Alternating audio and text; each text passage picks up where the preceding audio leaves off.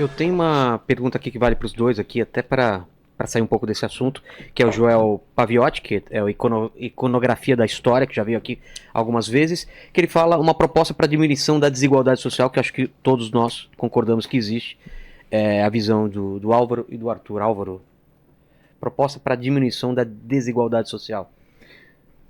Tudo aquilo que o Arthur odeia, o Estado. É a única ferramenta que a gente tem nesse momento histórico, através da qual a gente pode se organizar para fazer o que precisa ser feito para a coletividade, né? Mas aí entra a minha visão de mundo, claro, né?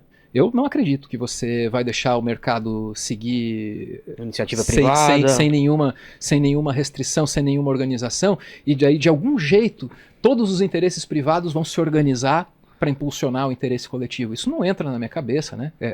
Mas essa é uma questão das minhas convicções, e que eu assim, normalmente deixo de lado, né?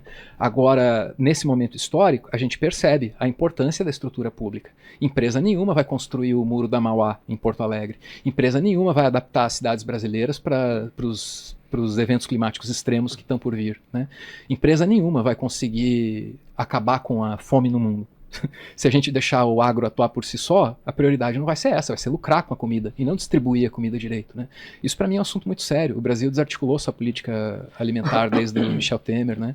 Os armazéns da Conab, as privatizações, etc. Isso para mim é um assunto muito sério, né? Mas o Brasil melhorou. A gente tinha 33 milhões de famintos em 2022 e eu acho que a gente está com 8,7. Agora, se Deus quiser, cai para o ano que vem também, né? Então essa é uma questão assim que me interessa. Eu penso muito nisso, né? E o Arthur, claro, ele pensa diferente, né, Arthur? Na verdade é o seguinte, eu nem vou para a questão ideológica. Eu acho que a gente tem um papel um pouco maior do que ficar se baseando em livros escritos no meio do século XX ou anteriores para resolver o problema do Brasil com fórmula de bolo. Eu acho que nós temos dois problemas urgentes, que são os dois maiores problemas sociais do Brasil. O primeiro é basicamente que a gente é viciado em cobrar imposto no produto e no serviço, e a gente é leve no imposto de renda, por incrível que pareça. Isso é absolutamente injusto, porque faz com que o mais pobre pague proporcionalmente muito mais imposto do que o rico. Então, a maior injustiça social do Brasil, ela é urgente, que é a forma de tributação que a gente espreme o pobre e beneficia o rico. Esse é o mais urgente. Só que eu acho que a longo prazo, o maior problema social do Brasil é a habitação. Nós temos, e essa habitação, ela não tem que ser vista de forma ideológica e de poder centralizador. Você tem que olhar para o município. E um problema gravíssimo do Brasil, né? Eu posso pegar São Paulo como exemplo, é que a gente, desde 1974, quando a gente teve nosso primeiro plano diretor, a gente viciou todos os municípios do Brasil a fazerem planos diretores muito restritivos, que empurram as pessoas para as periferias das cidades. Nessas periferias, eles não têm acesso à escola, não têm acesso à saúde, não têm acesso a lazer, não têm acesso a nada que preste, não têm acesso a lugares arborizados, não têm acesso a asfalto, não têm acesso a esgoto. Então não adianta a gente investir um caminhão de dinheiro em tudo isso se a gente não fizer com que a pessoa more perto disso. Então, revisão de plano diretor e revisão das nossas leis tributárias, para mim, seria o primeiro passo para a gente começar a resolver diferenças sociais no Brasil. E é claro que você tem diversas outras camadas, mas eu acho que eu começaria. As mais centrais para mim são essas. Não combinaram, mas os dois demoraram o mesmo tempo para responder.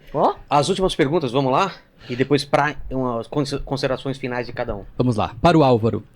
O José pergunta aqui: Álvaro, como que o Meteoro pretende fazer jornalismo isento tendo um viés político claro como você mesmo disse?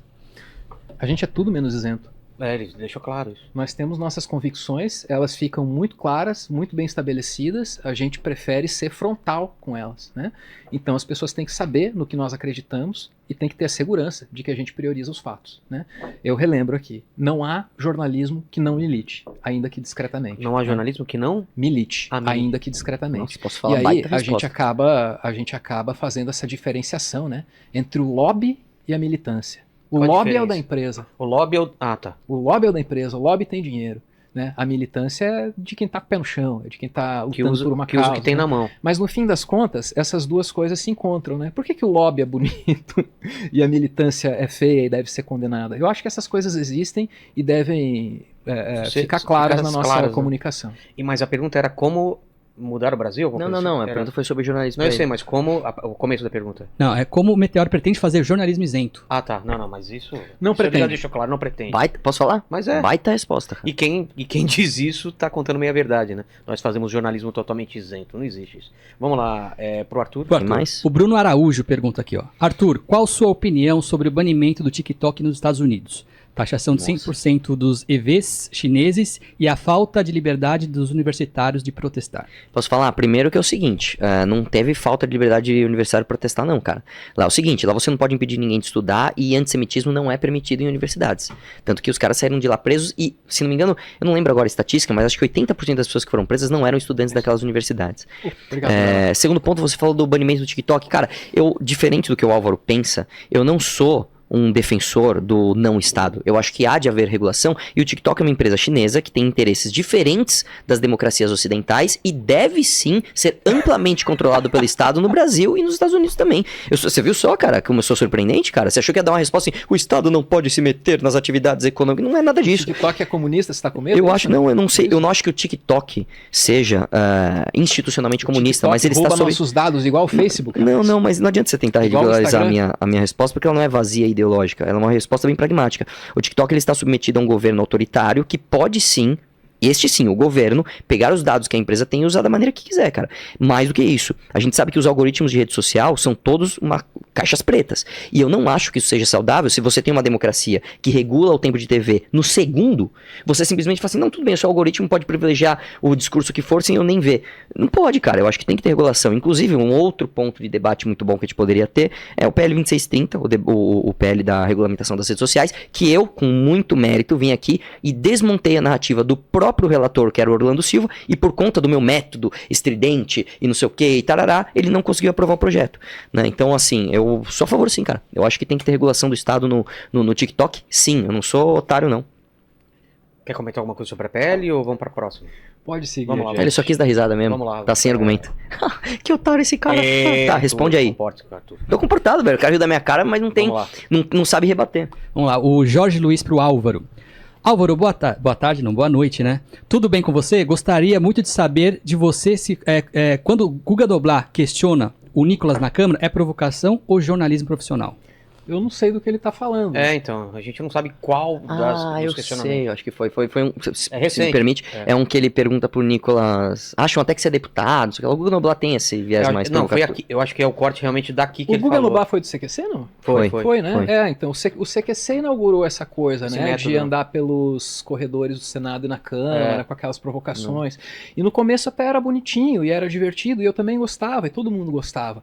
Só que aí aconteceu da gente começar a eleger gente que se comportava com o mandato como se fosse repórter do CQC. E aí começou a merda, né? É isso.